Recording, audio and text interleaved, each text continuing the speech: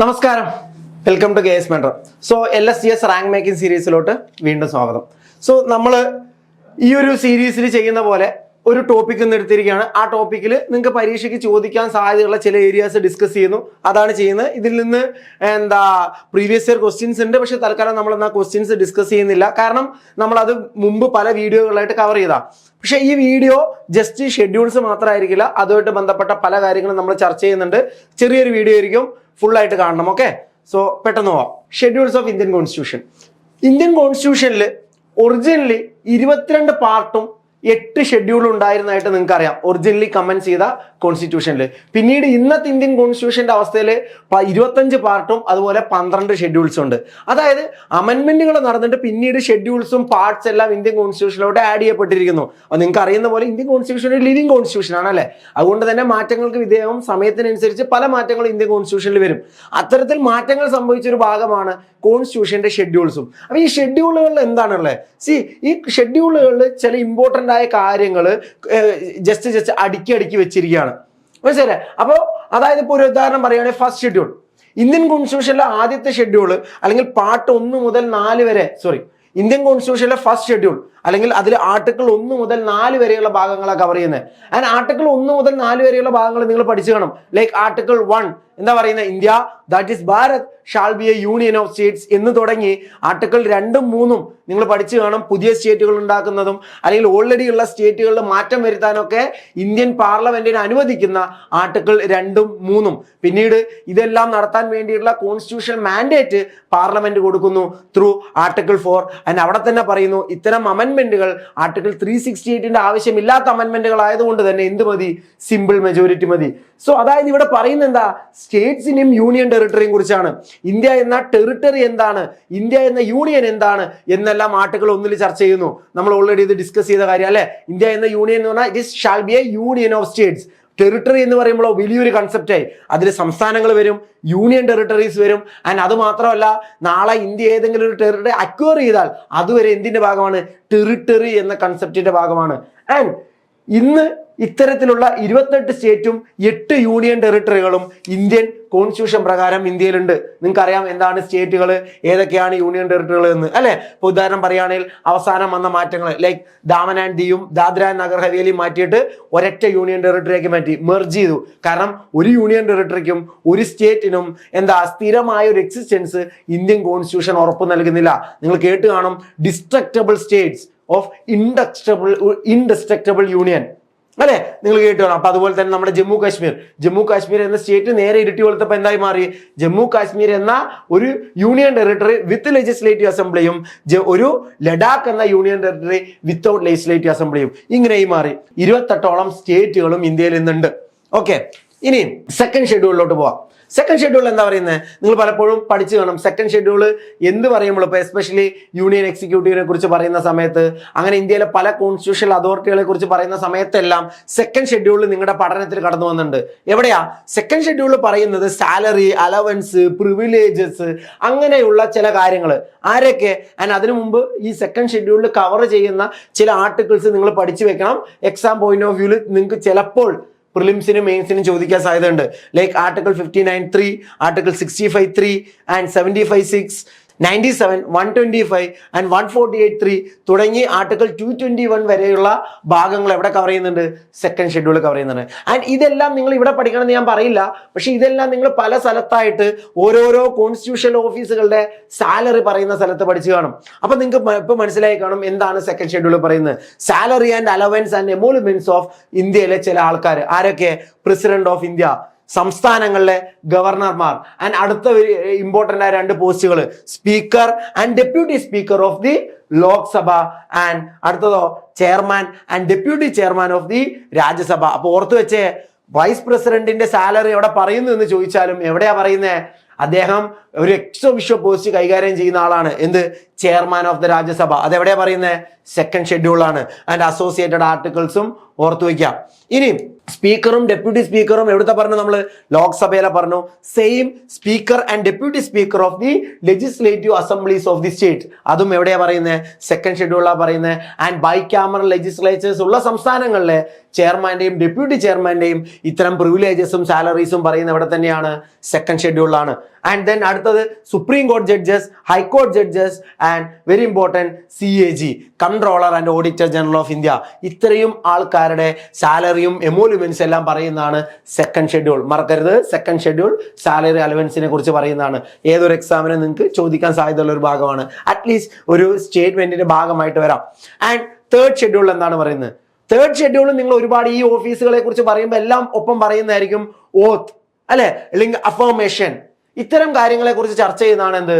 Third schedule. So third schedule ആരൊക്കെ ഓത്തിനെ കുറിച്ചാണ്, ആരൊക്കെ അഫർമേഷൻസിനെ കുറിച്ചാണ് പറയുന്നത്? See, first of all union and state minister, യൂണിയനിലെയും അതുപോലെ സംസ്ഥാനങ്ങളിലെയും മിനിസ്റ്റേഴ്സ് ഇൻക്ലൂഡിങ് യൂണിയനിലെയും സംസ്ഥാനങ്ങളിലെ മിനിസ്റ്റേഴ്സ്, അവരുടെ ഓത്തും അഫർമേഷനും ആരൊക്കെ ഓത്തിനെ കുറിച്ചാണ് തേർഡ് ഷെഡ്യൂൾ പറയുന്നത്? നോക്കിയേ, oath of office and oath of secrecy. ശ്രദ്ധിച്ചേ, അപ്പോ മിനിസ്റ്റേഴ്സ് പോലെയുള്ള പോസ്റ്റുകൾ എപ്പോഴും നിങ്ങൾ അവരെ ഓത്തെടുക്കുന്ന സമയത്ത് രണ്ട് പ്രാവശ്യം എടുക്കുന്നത് കണ്ടിട്ടുണ്ടാവും. ഒന്ന് ഓത്ത് ഓഫ് ഓഫീസും ഒന്ന് ഓത്ത് ഓഫ് സീക്രസി. അപ്പൊ ഞാൻ എൻ്റെ ഔദ്യോഗിക കാര്യത്തിൽ അറിയുന്ന വിവരങ്ങൾ ഈ ഒരു കാര്യത്തിന് വേണ്ടി അല്ലാതെ ഒരിക്കലും ഒരാളോടും പുറത്തു പറയില്ല എന്ന് പറയുന്ന ഓത്ത് ഓഫ് സീക്രസിയും, അതുപോലെ ഏതൊരു ഓഫീസിലോട്ടും വരുമ്പോൾ എടുക്കുന്ന ഓത്ത് ഓഫ് ഓഫീസും, ഇത് രണ്ടും എവിടെയാ പറയുന്നത്? തേർഡ് ഷെഡ്യൂളിലാണ് പറയുന്നത്. ആൻഡ് വേറൊന്നെന്താ? Oath or affirmation to be made by the candidate for election to parliament state legislature. See, ഒരാൾ ഒരു MP ആയി അല്ലെങ്കിൽ ഒരു MP സ്ഥാനത്തേക്ക് മത്സരിക്കുമ്പോഴോ ജനറൽ ഇലക്ഷനിൽ മത്സരിക്കുമ്പോൾ അല്ലെങ്കിൽ MLA സംസ്ഥാനത്തെ ജനറൽ ഇലക്ഷനിൽ മത്സരിക്കുമ്പോഴും രണ്ട് തരം ഓത്തുകളിലൂടെ അയാൾ കടന്നുപോകും. ഒന്ന്, അയാൾ മത്സരിക്കുന്ന സമയത്ത് ഇലക്ഷൻ കമ്മീഷൻ തീരുമാനിച്ച ഭരണാധികാരിയുടെ മുന്നിൽ പോയി ഒരു ഓത്ത് എടുക്കണം. അതാണെന്ത്? ആദ്യത്തെ ഈ പറയുന്ന ഓത്ത്. ഇനി ഇത് കഴിഞ്ഞിട്ട് അവർ ഒത്തുകൂടെ എടുക്കണം. അപ്പോൾ അവർ ജയിക്കുവാണെങ്കിൽ അവർ ഇന്ത്യൻ പ്രസിഡന്റ് അല്ലെങ്കിൽ ഗവർണറോ അല്ലെങ്കിൽ അദ്ദേഹത്തിന്റെ പേരിൽ വേറൊരാളുടെ മുന്നിലോ, നോർമലി അത് ആരായിരിക്കും? നിങ്ങൾ കേട്ട് കാണും, പ്രോട്ടേം സ്പീക്കർ ആയിരിക്കും. അവരെ മുന്നിൽ എടുക്കേണ്ട ഓത്തുണ്ട്. ഇങ്ങനെ രണ്ട് ഓത്തുകളുണ്ട്. സോ നമ്മൾ ഇവിടെ പറഞ്ഞ രണ്ടാമത്തെ പോയിന്റ് പറഞ്ഞതാ, ഓത്ത് അല്ലെങ്കിൽ affirmation made by the candidate, ഇലക്ഷനിൽ നിൽക്കുന്ന കാൻഡിഡേറ്റ്, അത് ലോകസഭയിലോട്ടായിക്കോട്ടെ അല്ലെങ്കിൽ സ്റ്റേറ്റ് ലെജിസ്ലേച്ചറിലോ ആയിക്കോട്ടെ, ഇനി ലോകസഭയല്ല രാജ്യസഭയായിക്കോട്ടെ, രണ്ടും എന്താണ്? Candidate for election to parliament അല്ലെങ്കിൽ എന്താണ്? State legislature. ഇനിയോ oath or affirmation made by member of parliament and legislature. അപ്പോൾ മെമ്പർ ഓഫ് പാർലമെന്റ് എന്ന് പറഞ്ഞാൽ ഏത് സഭയായാലും MP ആകുന്നതിന് മുമ്പ് എടുക്കേണ്ട ഒരു ഓത്തിനെ കുറിച്ചാണ് എന്ത് പറയുന്നത്? ഇവിടെ പറയുന്നത്. ആൻഡ് അടുത്തതോ oath or affirmation made by the judges of supreme court and high court. ഇവരെ സാലറിയെ കുറിച്ച് നമ്മൾ സെക്കൻഡ് ഷെഡ്യൂളിൽ പറഞ്ഞു. And last oath or affirmation made by CAG. ഇത്രയും കാര്യങ്ങളാണ് എന്ത്? തേർഡ് ഷെഡ്യൂളിൽ നിങ്ങൾ പറയുന്നത്. And fourth schedule. അപ്പൊ first schedule, second schedule, third schedule എത്തി. സോ ഇവിടെ എന്താ പറയുന്നത്? ആർട്ടിക്കിൾ 4(1) ആയാലും 80(2) ആയാലും രണ്ട് ഒരേ കാര്യത്തെ കുറിച്ച് തന്നെ പറയുന്നത്, അല്ലെങ്കിൽ രണ്ട് ഘട്ടത്തിൽ അത് ഓർമ്മിപ്പിക്കുന്നു എന്നേ ഉള്ളൂ. ഒന്ന്, തുടക്കത്തിൽ രാജ്യസഭാ സീറ്റിനെ കുറിച്ച് പറയുന്ന സമയത്ത്, രണ്ട്, കൗൺസിൽ ഓഫ് സ്റ്റേറ്റ് അല്ലെങ്കിൽ രാജ്യസഭയുടെ കോമ്പോസിഷൻ പറയുന്ന സ്ഥലത്ത്. ഈ രണ്ട് സ്ഥലത്തും അല്ലെങ്കിൽ കോമൺ ആയിട്ട് പറയുന്നത് എന്ത് തന്നെയാണ്? ഓരോ സംസ്ഥാനങ്ങളിലെയും ഓരോ യൂണിയൻ ടെറിട്ടറികളിലെയും രാജ്യസഭയിലോട്ട്, കൗൺസിൽ ഓഫ് സ്റ്റേറ്റിലോട്ടുള്ള എമൗണ്ട് എന്താണ്, അല്ലെങ്കിൽ അവിടുത്തെ മെമ്പർഷിപ്പ് എന്താണ്. അപ്പോൾ ഓരോ സംസ്ഥാനങ്ങളുടെയും അവിടുത്തെ എത്ര രാജ്യസഭാ മെമ്പേഴ്സ് ഉണ്ടെന്ന് നിങ്ങൾ കണ്ടോ. ഇപ്പോൾ ഫോർ എക്സാമ്പിൾ ഇപ്പോൾ കേരളം പറയുകയാണെങ്കിൽ 9 രാജ്യസഭാ മെമ്പർമാരാണുള്ളത്, അല്ലെ? രാജ്യസഭയിലോട്ടുള്ള ഇലക്ഷനെ കുറിച്ച് നിങ്ങൾ പഠിച്ചു കാണും. Proportional representation by single transfer vote system, എങ്ങനെയാണ് ഇലക്ഷൻ മെത്തേഡ് എന്നുള്ളതെല്ലാം മറക്കാതെ നോക്കണം. ഒരു പൊട്ടൻഷ്യൽ ചോദ്യമാണ് നിങ്ങളുടെ. ഓക്കെ, അപ്പോൾ നിങ്ങൾ ജസ്റ്റ് ഒന്ന് ഫിഗറിലൂടെ കടന്നു പോകണം. മൊത്തം 233 പേരുണ്ടെന്ന് നിങ്ങൾക്ക് അറിയാം. ടോട്ടൽ 245 ഉണ്ട്. ബാക്കി 12 പേരെന്താണ്? പ്രസിഡന്റ്, ആർട്സ്, സയൻസ് പോലെയുള്ള വിഷയങ്ങളിൽ പ്രാമുഖ്യമുള്ള ആൾക്കാരെ എന്ത് ചെയ്യുന്നു? നോമിനേറ്റ് ചെയ്യുന്നു. സോ ഇതാണ് ഫോർത്ത് ഷെഡ്യൂൾ പറയുന്നത്. And fifth schedule. ഫിഫ്ത് ഷെഡ്യൂളും സിക്സ്ത് ഷെഡ്യൂളും നിങ്ങൾ ഒരുപാട് തവണ ന്യൂസിലൊക്കെ കേൾക്കുന്നതായിരിക്കും, അല്ലെ? ചില ഷെഡ്യൂൾഡ് ഏരിയാസ്. അപ്പോൾ ആർട്ടിക്കിൾ 244(1) ക്ലോസ് 1-ലാണ് ഫിഫ്ത് ഷെഡ്യൂളിനെ കുറിച്ച് പറയുന്നത്, അല്ലെങ്കിൽ ഫിഫ്ത് ഷെഡ്യൂൾ ഉള്ളത്. ഫിഫ്ത് ഷെഡ്യൂൾ എന്താണ്? Provision to the administration and control of the scheduled areas and schedule tribe. So ഇന്ത്യയിലെ ചില ഏരിയാസ്, എസ്പെഷ്യലി ട്രൈബ്സ് താമസിക്കുന്ന അല്ലെങ്കിൽ ചില ഡെവലപ്മെന്റൽ കാര്യങ്ങൾ കൊണ്ട് ഷെഡ്യൂൾഡ് ആയിട്ട്, അതുകൊണ്ടാണ് ഈ ഷെഡ്യൂൾ എന്ന വാക്ക് വന്നത്. അവർക്ക് ബാക്കി സംസ്ഥാനങ്ങളിൽ നിന്ന് മാറിയിട്ട് എന്തോ ചില പ്രത്യേകതകളുണ്ട്, അല്ലെങ്കിൽ അവർക്ക് ഉള്ള കോൺസ്റ്റിറ്റ്യൂഷണൽ പ്രൊവിഷൻസിൽ ബാക്കി സംസ്ഥാനങ്ങളെ പോലെയല്ല. മനസ്സിലല്ലേ? ഇതൊക്കെ കൊണ്ടാണ് ഇന്ത്യൻ ഫെഡറലിസം ഒരു അസിമെട്രിക്കൽ ഫെഡറലിസം ആണെന്ന് കൂടെ പറയുന്നത്. ഓക്കെ, 5th ഷെഡ്യൂൾ ഏരിയാസ് നിലവിലുള്ള സംസ്ഥാനങ്ങൾ നിങ്ങൾ മറക്കാതെ പഠിക്കണം. കാരണം കുറച്ച് സംസ്ഥാനങ്ങളുള്ളൂ, 10ഓളം സംസ്ഥാനങ്ങളാണ്. ആന്ധ്ര, ഛത്തീസ്ഗഡ്, ഗുജറാത്ത്, ഹിമാചൽ, ജാർഖണ്ഡ് ആൻഡ് മധ്യപ്രദേശ്, മഹാരാഷ്ട്ര, ഒഡീഷ, രാജസ്ഥാൻ, തെലങ്കാന. നിങ്ങൾ കോഡ് വെച്ചിട്ടോ എങ്ങനെയാണെങ്കിൽ പഠിച്ചോ. പക്ഷേ 5th ഷെഡ്യൂളിൽ ഏതൊക്കെ സംസ്ഥാനങ്ങൾ ഉണ്ടെന്ന് അറിയണം. ആൻഡ് 5th ഷെഡ്യൂളിൽ ഷെഡ്യൂൾഡ് ഏരിയാസ് ഉണ്ടെങ്കിൽ, എന്നാൽ ഇതല്ലാതെ 5th ഷെഡ്യൂളിനെ കുറിച്ച് സത്യം പറഞ്ഞാൽ ആർട്ടിക്കിൾ 244(1) പറയുന്നത് ചില സംസ്ഥാനങ്ങൾ ഒഴികെയുള്ള ഏത് സംസ്ഥാനത്തിന്റെ ഭാഗങ്ങളും ഒരു നോട്ടിഫിക്കേഷൻ വഴി എന്ത് ചെയ്യാൻ പറ്റും? ഷെഡ്യൂൾഡ് ഏരിയ ആയിട്ട് പറയാൻ പറ്റും, അല്ലെങ്കിൽ നോട്ടിഫൈ ചെയ്യാൻ പറ്റും. അതാണ് 5th ഷെഡ്യൂളിനെ കുറിച്ചുള്ളൂ. അപ്പൊ ചില സംസ്ഥാനങ്ങൾ പക്ഷേ 5th ഷെഡ്യൂൾ വരരുത് എന്ന് പറഞ്ഞിട്ടുണ്ട്. അതിനൊരു കാരണമുണ്ട്. കാരണം എന്താണെന്നറിയോ? ആ സംസ്ഥാനങ്ങൾ പ്രധാനമായിട്ടും ട്രൈബ്സ് താമസിക്കുന്ന സ്ഥലങ്ങളാണ്. വലിയ എമൗണ്ടിൽ ഭയങ്കര പെർസെൻറ്റേജിൽ ട്രൈബ്സ് താമസിക്കുന്ന സ്ഥലങ്ങളാണ്. ആ സംസ്ഥാനങ്ങളാണ് ആസാം, മേഘാലയ, ത്രിപുര ആൻഡ് മിസോറാം. ഈ സംസ്ഥാനങ്ങളെ നമ്മൾ 5th ഷെഡ്യൂളിൽ ഒരിക്കലും ഇടില്ല. പകരം എന്ത് ചെയ്യുന്നു? പകരം അവർക്കായിട്ടൊരു ഷെഡ്യൂൾ ഉണ്ട്, അതാണ് 6th ഷെഡ്യൂൾ. സോ ഇത്തരം ട്രൈബൽ ഏരിയാസിന്റെ അഡ്മിനിസ്ട്രേഷന് വേണ്ടിയിട്ടാണ് എന്നുള്ള 6th ഷെഡ്യൂൾ ഉള്ളത്. So article 244(2) and 275 close 1 6th ഷെഡ്യൂളിനെ കുറിച്ച് പറയുന്നത്. സോ 6th ഷെഡ്യൂൾ ഏരിയാസും അവിടുത്തെ അഡ്മിനിസ്ട്രേഷന് വേണ്ടിയുള്ള ഓട്ടോണോമസ് ഡിസ്ട്രിക്ട് കൗൺസിലിനെ കുറിച്ചെല്ലാം കേട്ട് കാണും അല്ലെ? അപ്പോ ഇത്തരം പല സ്ഥലങ്ങൾ, ഇപ്പോ ഓരോ സംസ്ഥാനത്തായാലും ഈ ആസാമിലും മേഘാലയയിലും ത്രിപുരയിലും മിസോറാമിലും എല്ലാം ചില ഏരിയാസ് ഉണ്ട്. അപ്പോൾ എല്ലാ സമയത്തും ആ സംസ്ഥാനം മൊത്തം 6th ഷെഡ്യൂളിന്റെ അടിയിൽ വരില്ല കേട്ടോ. ചില ഭാഗങ്ങളായിരിക്കും. പല നിങ്ങൾ മേഘാലയ എടുത്തു കഴിഞ്ഞാൽ ഗാരോ, ജയന്തിയ പോലെയുള്ള ജില്ലകളാണ് ഇതിലുള്ള ഈ ADC അല്ലെങ്കിൽ ഓട്ടോണോമസ് ഡിസ്ട്രിക്ട് കൗൺസിലായിട്ട് മാറ്റപ്പെടുന്നത്. അല്ലെങ്കിൽ അവിടെ ഈ ഷെഡ്യൂൾഡ് ഏരിയയുടെ 6th ഷെഡ്യൂളിന്റെ പ്രൊവിഷൻസ് അപ്ലൈ ചെയ്യപ്പെടുന്നത്. അപ്പൊ ഇങ്ങനെ അപ്ലൈ ചെയ്യപ്പെട്ട് കഴിഞ്ഞാൽ അവർക്ക് പ്രത്യേക അധികാരങ്ങൾ വരും. ഒരു പാർലമെന്ററി നിയമമോ അല്ലെങ്കിൽ സംസ്ഥാനത്തെ നിയമമോ അവിടെ അപ്ലൈ ചെയ്യണമെങ്കിൽ അവിടുത്തെ സമ്മതം മേടിക്കേണ്ട അവസ്ഥ വരും. അവിടുത്തെ ഗ്രാമസഭകൾക്ക് അവിടുത്തെ ഗ്രാമസഭകൾക്ക് മൈൻസ് ലീസ് ചെയ്യുന്ന പോലെ, അല്ലെങ്കിൽ അവിടുത്തെ ലാൻഡ് കൈമാറ്റത്തിൽ പോലെയുള്ള കാര്യങ്ങളിലെല്ലാം വലിയ അധികാരങ്ങൾ കൈവരും. അപ്പൊ അതിനെക്കുറിച്ച് നമുക്ക് വേറെ സമയം ചർച്ച ചെയ്യാം. ഇപ്പോൾ ആ ഒരു വിഷയം നമ്മൾ പൂർണ്ണമായിട്ട്, അല്ലെങ്കിൽ ഇപ്പോൾ ആ ഒരു വിഷയത്തിലോട്ട് നമ്മൾ വല്ലാതെ കയറുന്നില്ല. സ്റ്റിൽ നമുക്ക് സമയം കിട്ടുകയാണെങ്കിൽ വേറെ ദിവസം ചർച്ച ചെയ്യാം. ഓക്കെ, അപ്പോൾ ഇത്തരം 6th ഷെഡ്യൂൾ ഏരിയാസിനെ കുറിച്ചും അവരുടെ അധികാരങ്ങളെ കുറിച്ചും അവരുടെ അധികാരത്തിൽ പ്രസിഡന്റിനും ഗവർണർക്കുമുള്ള റോളിനെ കുറിച്ച് എല്ലാമാണ് ഇവിടെ പറയുന്നത് 6th ഷെഡ്യൂളിൽ പറയുന്നത്. ആൻഡ് 7th ഷെഡ്യൂൾ 7th ഷെഡ്യൂളിനെ കുറിച്ച് നിങ്ങൾക്ക് എല്ലാവർക്കും അറിയുന്നതായിരിക്കും അല്ലെ? ലിസ്റ്റുകളെ കുറിച്ച് പറയുന്നത്. എവിടെയൊക്കെയാണ് സംസ്ഥാനത്തിന് നിയമം ഉണ്ടാക്കാൻ പറ്റുക, ഏതൊക്കെ സബ്ജക്റ്റിലാണ് സംസ്ഥാനത്തിനും കേന്ദ്രത്തിനും നിയമം ഉണ്ടാക്കാൻ പറ്റുക, ഇതിനെ കുറിച്ചെല്ലാം ചർച്ച ചെയ്യുന്നതാണ് 7th ഷെഡ്യൂൾ. സോ പ്രധാനമായും ആർട്ടിക്കിൾ 246 7th ഷെഡ്യൂളിലുള്ള 3 ലിസ്റ്റുകൾ ഉണ്ടെന്ന് നിങ്ങൾ പഠിച്ചു കാണും. ലിസ്റ്റ് 1 അല്ലെങ്കിൽ യൂണിയൻ ലിസ്റ്റ്, ഇന്ന് 97ഓളം സബ്ജക്റ്റുകൾ അവിടെയുണ്ട്. ആൻഡ് ലിസ്റ്റ് 2 സ്റ്റേറ്റ് ലിസ്റ്റ് 66ഓളം ഐറ്റംസ് ഉണ്ട്. ലിസ്റ്റ് 3 കൺകറന്റ് ലിസ്റ്റ് 57ഓളം ഐറ്റംസ് ഉണ്ട്. അപ്പൊ ഈ ലിസ്റ്റുകളെ കുറിച്ച്, അതിൽ ഈ വരുന്ന ഇമ്പോർട്ടൻറ്റ് സബ്ജക്റ്റുകളെ കുറിച്ച് വേണമെങ്കിൽ ഒരു വേറെ വീഡിയോ നമുക്ക് ചെയ്യാം. കാരണം അത് നിങ്ങൾക്ക് എക്സാമിന് ചോദിക്കുന്നുണ്ട്. ഞാൻ വേറൊരു വീഡിയോ ആയിട്ട് വരാം. ഓക്കെ, അപ്പോൾ ഇവിടെ ഇപ്പോൾ തൽക്കാലം അറിഞ്ഞിരിക്കുക യൂണിയൻ ലിസ്റ്റ് എന്താണ്, സ്റ്റേറ്റ് ലിസ്റ്റ് എന്താണ്, കൺകറന്റ് ലിസ്റ്റ് എന്താണ്. യൂണിയൻ ലിസ്റ്റ് എന്ന് പറഞ്ഞാൽ എന്താ? അവിടെ പാർലമെന്റിന് എക്സ്ക്ലൂസീവ് ലോ മേക്കിംഗ് അതോറിറ്റി ഉണ്ട്. സംസ്ഥാന നിയമസഭകൾക്ക് അല്ലെങ്കിൽ സംസ്ഥാന ലെജിസ്ലേച്ചറിന് നിയമം ഉണ്ടാക്കാൻ പറ്റില്ല. സ്റ്റേറ്റ് ലിസ്റ്റോ, അവിടെ പാർലമെന്റ് നിയമം ഉണ്ടാക്കാൻ പറ്റില്ല, സംസ്ഥാനങ്ങൾക്കാണ് നിയമം ഉണ്ടാക്കാനുള്ള പൂർണ്ണമായ അധികാരം. പക്ഷേ എക്സെപ്ഷൻസ് ഉണ്ട്. ലൈക്ക് എമർജൻസി പോലെ രാജ്യസഭ 2/3 പ്രസന്റ് മെജോറിറ്റിയിൽ റെസൊല്യൂഷൻ പാസ്സാക്കിയാലൊക്കെ എന്ത് ചെയ്യാൻ പറ്റും?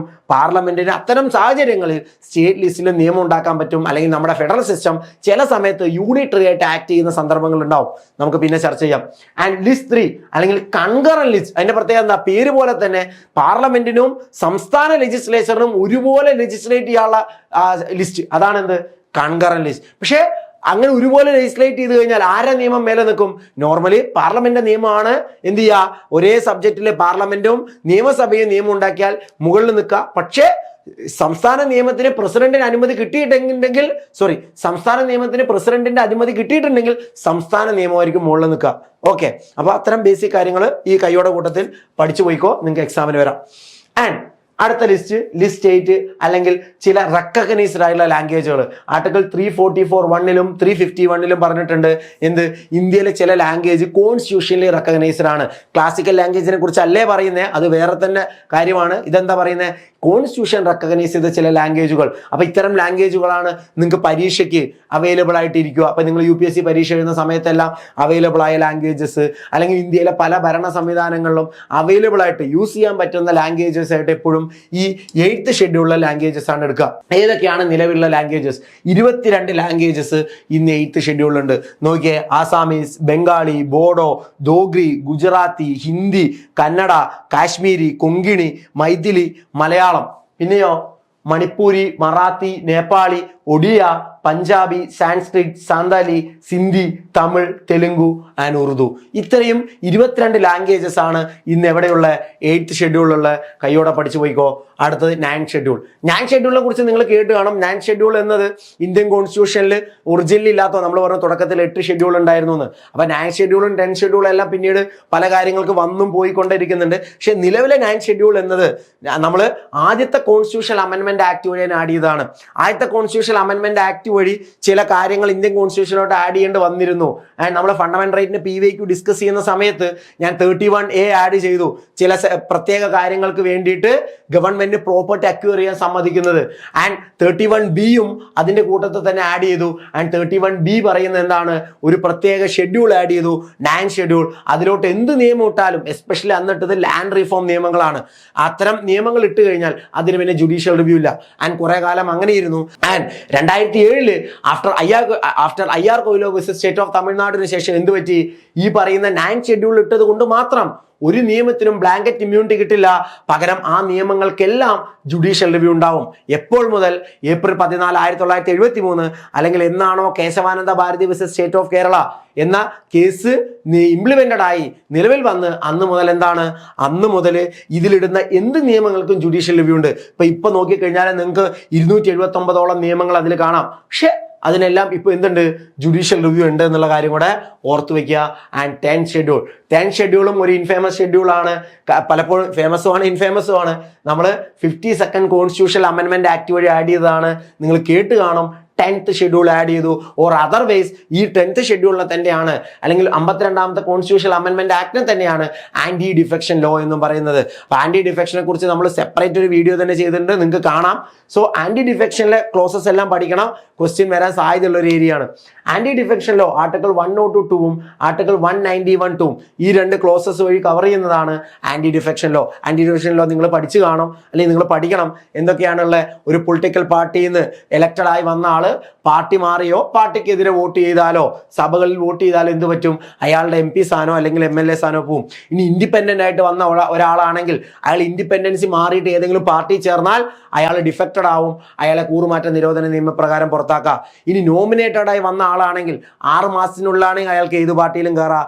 6 മാസത്തിന് ശേഷമാണെങ്കിലോ അയാളും ഡിഫക്റ്റഡ് ചെയ്തതായിട്ട് കണക്കാക്കും, അയാളെയും പുറത്താക്കാം. ഇതെല്ലാം പുറത്താക്കേണ്ട ആരാ?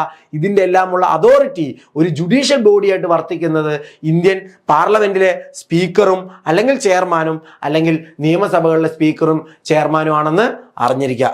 ഇനി 11th ഷെഡ്യൂളും 12th ഷെഡ്യൂളിനെ കുറിച്ച് LSGS പഠിക്കുന്ന ഉദ്യോഗാർത്ഥികൾക്ക് വേറെ പറഞ്ഞു തരുന്ന കാര്യമില്ല, അല്ലെ? ആർട്ടിക്കിൾ 40 എന്ന ഡയറക്റ്റീവ് പ്രിൻസിപ്പിളിൽ മാത്രം ഉണ്ടായിരുന്ന പഞ്ചായത്ത് രാജിന് നമ്മൾ എന്ത് ചെയ്യുന്നു? 73rd കോൺസ്റ്റിറ്റ്യൂഷൻ അമെന്റ്മെന്റ് ആക്ട് വഴി നടപ്പാക്കുന്നു. കോൺസ്റ്റിറ്റ്യൂഷനിൽ മാൻഡേറ്റഡ് ആക്കുന്നു പഞ്ചായത്തുകൾ ഫോം ചെയ്യുക എന്നുള്ളത്. അങ്ങനെ ആഡ് ചെയ്ത ആർട്ടിക്കിൾസിൽ ഒന്നാണ് ആർട്ടിക്കിൾ 243G. അതിലാണ് 11th ഷെഡ്യൂൾ വരുന്നത്. ആ 11th ഷെഡ്യൂൾ പറയുന്നത് ഇങ്ങനെ ഫോം ചെയ്ത പഞ്ചായത്തുകൾക്കുള്ള പവേഴ്സ് ആണ്. എല്ലാ സബ്ജക്റ്റിലും പഞ്ചായത്തുകൾക്ക് പവർ ഉണ്ടാവില്ല. അപ്പൊ നമ്മൾ state list, union list, concurrent list എന്നാ പറഞ്ഞില്ലേ? ഇതെന്താ? യൂണിയന്റെയും സ്റ്റേറ്റിന്റെ ഇടയിൽ അധികാരങ്ങളെ ഡിവൈഡ് ചെയ്യുന്നതാണ്. അതുപോലെ തന്നെ സംസ്ഥാനത്തിനും പഞ്ചായത്തുകളുടെ ഇടയിലും ഇതേ ഫെഡറൽ പ്രിൻസിപ്പിൾസ് ഉണ്ട്. അങ്ങനെ ഏതൊക്കെ കാര്യത്തിലാണ് പഞ്ചായത്തുകൾക്ക് പവേഴ്സും അതോറിറ്റിയും റെസ്പോൺസിബിലിറ്റി എല്ലാം ഉണ്ട് എന്ന് പറയുന്നതാണ് 11th ഷെഡ്യൂൾ. 29ഓളം ഐറ്റംസ് ഉണ്ട്. Like agriculture, land improvement, irrigation, fisheries, minor forest produce പോലെയുള്ള കാര്യങ്ങൾ. നിങ്ങൾ LSCS പഠിക്കുന്ന ഉദ്യോഗാർത്ഥികളോടാണ് നിങ്ങളിത് നിർബന്ധമായും പഠിക്കേണ്ടി വരും, അറ്റ്ലീസ്റ്റ് നിങ്ങൾ മെയിൻസ് എഴുതുന്ന സമയത്ത്. അപ്പൊ ഇപ്പോഴേ പഠിച്ചു പോയിക്കോ. 29 items at least by common sense നിങ്ങൾക്ക് മനസ്സിലാക്കി എടുക്കാൻ പറ്റണം ഇത് പഞ്ചായത്തിന് അധികാരമുള്ള ഏരിയ ആണോ. സോ നോക്കിയേ, ഇപ്പൊ റൂറൽ ഹൗസിംഗ് നിങ്ങൾക്ക് നിങ്ങൾക്ക് കോമൺ സെൻസ് വെച്ച് കിട്ടും. Drinking water, fuel and fodder, നിങ്ങൾ നാട്ടിലെ പഞ്ചായത്തുകളെല്ലാം ചെയ്യുന്ന അധികാരങ്ങൾ കണ്ടു കാണും. അല്ലെങ്കിൽ rural electrification, education like primary and secondary schools വരെയുള്ള എഡ്യൂക്കേഷൻ, ഹയർ അല്ല പ്രൈമറി സെക്കൻഡറി വരെയുള്ള education, cultural activity, market, fair, നിങ്ങൾ പഞ്ചായത്തെല്ലാം നികുതി പിരിക്കുന്നത് കണ്ടിട്ടുണ്ടാവും. Welfare of the weaker section, public distribution system, maintenance of community അസറ്റുകൾ പോലെയുള്ള 29 ഐറ്റംസ് ആണ് എവിടെയുള്ള 11th ഷെഡ്യൂളിലുള്ള. ആൻഡ് ഇത് പറയുമ്പോൾ തന്നെ 12th ഷെഡ്യൂളിനെ കുറിച്ച് നിങ്ങൾ പഠിച്ചു പോയിക്കോ. 12th ഷെഡ്യൂൾ എന്താ ചെയ്യുന്നത്? ഇതിന്റെ കൂട്ടത്തിൽ തന്നെ അമെൻഡ് ചെയ്ത 74th കോൺസ്റ്റിറ്റ്യൂഷണൽ അമെൻമെന്റ് ആക്ട് ആർട്ടിക്കിൾ 243W ആഡ് ചെയ്യുന്നു. അതിലൊരു ഷെഡ്യൂളേ ഉള്ളൂ 12th ഷെഡ്യൂൾ. അത് പറയുന്നത് എന്താണ്? 18 ഫങ്ഷണൽ ഐറ്റം ആരുടെ? മുനിസിപ്പാലിറ്റികളുടെ, അർബൻ ഗവേണൻസ് ബോഡികളുടെ ഫങ്ഷൻസ്, അവരുടെ പവേഴ്സ്, അവരുടെ റെസ്പോൺസിബിലിറ്റീസ് എല്ലാം പറയുന്ന 18 ഫങ്ഷണൽ ഐറ്റങ്ങളെ കുറിച്ചാണ് എവിടെയുള്ള 12th ഷെഡ്യൂളിലുള്ളത്. സോ ഇത് നിങ്ങൾ പഠിക്കണം. കാരണം നിങ്ങൾ ഇന്റഗ്രേറ്റഡ് ഒരു പഞ്ചായത്ത് രാജ് സിസ്റ്റത്തിലോട്ടാണ് നിങ്ങൾ എൻ്റർ ചെയ്യാൻ പോകുന്നത്. ഇത് നിങ്ങൾക്ക് എക്സാമിന് ചോദിക്കാം. Like roads and bridge, planning and economic social development, പിന്നെയോ അർബൻ പ്ലാനിങ്, പേര് കേട്ടാൽ തന്നെ നിങ്ങൾക്ക് എഴുതാൻ പറ്റും. അർബൻ ഫോറസ്ട്രി, ഫയർ സർവീസസ് തുടങ്ങി 18ഓളം റെഗുലേഷൻ ഓഫ് സ്ലോട്ടർ ഹൗസസ് വരെ ആരായിട്ടാണ്? മുനിസിപ്പാലിറ്റികൾക്ക് എന്ത് ചെയ്യാനുള്ള അവകാശമുണ്ട്? നിയമം ഉണ്ടാക്കാനും അതുപോലെ അവർക്ക് അധികാരങ്ങളുള്ള ഏരിയയാണ്. 12th ഷെഡ്യൂൾ നിങ്ങൾ പഠിച്ചു കഴിഞ്ഞു. അപ്പോൾ 12th ഷെഡ്യൂൾ വരെ ഇപ്പോൾ ഇതിൽ പല ഭാഗങ്ങൾ ഞാൻ ജസ്റ്റ് പറഞ്ഞു വിട്ടു എന്ന് എനിക്കറിയാം. നിങ്ങൾക്ക് പോസ് ചെയ്ത് പഠിക്കാം, അല്ലെങ്കിൽ ഞാനിത് ടെലഗ്രാം ഗ്രൂപ്പിൽ ഓക്കെ, അല്ലെങ്കിൽ ഞാനിത് KS മെൻറ്ററിന്റെ ടെലഗ്രാം ഗ്രൂപ്പിൽ ഷെയർ ചെയ്യാം. നിങ്ങൾക്ക് അവിടെ വന്ന് കാണാം. ഓക്കെ, എല്ലാവരും അവിടെ വന്ന് കണ്ടാൽ മതി. നമ്മൾ ഇത്തരം എന്തൊക്കെയാണ് ഫങ്ഷണൽ ഐറ്റം, ഇതിനപ്പുറം ഒന്നും ഷെഡ്യൂൾസ് എന്ന ഏരിയയിൽ നിന്ന് നിങ്ങൾ വരുന്ന ഒരു പരീക്ഷയ്ക്കും പഠിക്കണ്ട, ഉറപ്പിച്ചോ. അപ്പോൾ ലൈക്ക് പലരും ഇത്തരത്തിലുള്ള ചില ഷോർട്ട് കട്ട് ഉപയോഗിച്ച് പഠിക്കും. നിങ്ങൾക്കും വേണേൽ പഠിക്കാം. ഞാൻ അത്ര പെട്ടെന്ന് സജസ്റ്റ് ചെയ്യുന്നില്ല. എങ്കിലും പലരും പഠിച്ച് കാണുന്ന ഒരു ഷോർട്ട് കട്ടാണ് ടിയേഴ്സ് ഓഫ് ഓൾഡ് PM എന്നുള്ളത്. ഇപ്പൊ ടിയേഴ്സ് ഓഫ് എന്ന് പറയുമ്പോൾ T എന്ന് പറഞ്ഞാൽ territory, E എമോലുമെന്റ്സ്, A affirmations, R Rajya Sabha, S എന്താ scheduled area, and O other tribal areas. 6th ഷെഡ്യൂളിനെ കുറിച്ച് പറഞ്ഞു. 1, 2, 3, 4, 5, 6. 7th ഷെഡ്യൂൾ എന്താ? ലിസ്റ്റുകൾ, ഫെഡറൽ ലിസ്റ്റുകൾ. 8th ഷെഡ്യൂളോ ഒഫീഷ്യൽ ലാംഗ്വേജ്. ആൻഡ് 9th ഷെഡ്യൂളോ? 9th ഷെഡ്യൂൾ ആക്ച്വലി നമ്മൾ പറഞ്ഞ 31B വഴി ആഡ് ചെയ്തതാണ്. എന്താണുള്ള അതിൽ ചില നിയമങ്ങൾ അതിലിടുന്നു. അപ്പോഴും ഞാൻ പറഞ്ഞു ലാൻഡ് റിഫോം നിയമങ്ങളാണ് കൂടുതൽ ഇടുന്നത്. അപ്പൊ അതും ആയിട്ട് നിങ്ങൾക്ക് വേണേൽ കണക്ട് ചെയ്യാം. ആൻഡ് ഡിഫെക്ഷൻ എന്താ? 10th schedule, 11th schedule panchayat, and 12th schedule municipality. ഇങ്ങനെ വേണമെങ്കിൽ ഇങ്ങനെ പഠിക്കാം. സാധാരണഗതിയിൽ കോഡ് ഉപയോഗിച്ച് പഠിക്കരുത് എന്ന് പറയുന്ന ഒരാളാണ് ഞാൻ. പക്ഷേ ഇത്തരം കാര്യങ്ങൾ നിങ്ങൾക്ക് ധൈര്യമായി കോഡ് ഉപയോഗിക്കാം. കാരണം നിങ്ങളോട് പരീക്ഷ ഇടുന്ന അല്ലെങ്കിൽ ചോദിക്കുന്ന ഒരാൾ ഇതിൽ എന്താണ് എന്ന് ചോദിക്കുകയാണെങ്കിൽ അത് ഓർമ്മ നിൽക്കാൻ വേണ്ടി കോഡുകൾ സഹായിക്കുകയും നിങ്ങൾക്ക് ധൈര്യമായി കോഡ് ഉപയോഗിക്കാം. പക്ഷെ ഒരിക്കലും കൺസെപ്റ്റ് പഠിക്കാനൊന്നും ഇത്തരം കോഡുകളിലോട്ടോ അല്ലെങ്കിൽ എളുപ്പവഴികളിലോട്ടോ ഒന്നും കടക്കരുത് കേട്ടോ. അവിടെ നിങ്ങൾ കൺസെപ്റ്റ് ആയിട്ട് തന്നെ പഠിക്കുക. അപ്പോൾ ഇത്രയും കാര്യങ്ങളാണ് ഷെഡ്യൂൾസിനെ കുറിച്ച് നിങ്ങൾ അറിയേണ്ടത്. ഇത് മതി, ഇത് തന്നെയാണ് നിങ്ങൾ പഠിക്കേണ്ടത്. ആൻഡ് ഇതിൽ ഇനി നിങ്ങൾ ചെയ്യേണ്ട കാര്യം ഇത് അപ്ലൈ ചെയ്യുക. നിങ്ങൾ പലപ്പോഴും ഇരിക്കുമ്പോൾ ഓർക്കുക, ഓ ആ ഷെഡ്യൂളിൽ ഇതായിരുന്നു, അതിന്റെ ഉള്ളിലെ കാര്യം ഞാൻ പഠിച്ചു. അപ്പോൾ 10th ഷെഡ്യൂൾ പറഞ്ഞ സമയത്ത് നിങ്ങൾ 10th ഷെഡ്യൂൾ ഡിഫെക്ഷൻ ആണെന്ന് അറിയല്ല. അതിനല്ല ഞാൻ ഈ വീഡിയോ ചെയ്ത്. നിങ്ങൾ 10th ഷെഡ്യൂൾ ഡിഫെക്ഷനെ കുറിച്ചും പഠിച്ചു കഴിഞ്ഞാലാണ് 10th ഷെഡ്യൂൾ കഴിയത്തുള്ളൂ. ഓക്കെ, 11th ഷെഡ്യൂൾ പറയുമ്പോൾ 29 ഫങ്ഷണൽ ഐറ്റിനെ കുറിച്ചും നിങ്ങൾക്ക് ഒരു ബേസിക് അണ്ടർസ്റ്റാൻഡിങ് ഉണ്ടെങ്കിലേ നിങ്ങൾ അത് പഠിച്ചു കഴിയത്തുള്ളൂ. ആ രീതിയിൽ ഇത് പഠിക്കുക, വീണ്ടും റിവൈസ് ചെയ്ത് പഠിക്കുക. അപ്പോൾ നിങ്ങൾ മാക്സിമം ആളിലോട്ട് വീഡിയോ എത്തിക്കുക. ആൻഡ് ടെസ്റ്റ് സീരീസിന്റെ കാര്യം, നിങ്ങൾ ടെസ്റ്റ് സീരീസ് മാമാകം സബ്സ്ക്രൈബ് ചെയ്തില്ലെങ്കിൽ എത്രയും പെട്ടെന്ന് ടെസ്റ്റ് സീരീസ് എടുക്കുക. എഴുതുന്നവരെല്ലാം നല്ല അഭിപ്രായമാണ് പറയുന്നത്. അപ്പോൾ ഞാനൊരു പ്രൊമോഷൻ എന്ന രീതിക്ക് അപ്പുറം നിങ്ങൾ ഈ പറയുന്ന ഒരു വലിയ കമ്മ്യൂണിറ്റി ടെസ്റ്റ് എഴുതുന്നുണ്ട്. നിങ്ങളും അത് ചെയ്യണം, ഫോളോ ചെയ്യണം. അതുപോലെ തന്നെ മോഡുലാർ കോഴ്സസിന്റെ കാര്യം ഞാൻ പറഞ്ഞു. മോഡുലാർ കോഴ്സസ് മാത്രമായിട്ട് നിങ്ങൾക്ക് സബ്സ്ക്രൈബ് ചെയ്യണമെങ്കിലും KS മെൻറ്റർ ഇപ്പോൾ പ്രൊവൈഡ് ചെയ്യുന്നുണ്ട്. ഓക്കെ, അപ്പോൾ അത്തരം കാര്യങ്ങളാണ് നിങ്ങളോട് പറയാനുള്ളത്. നമുക്ക് അടുത്തൊരു വീഡിയോയിൽ കാണാം. എല്ലാവർക്കും all the best. Good bye.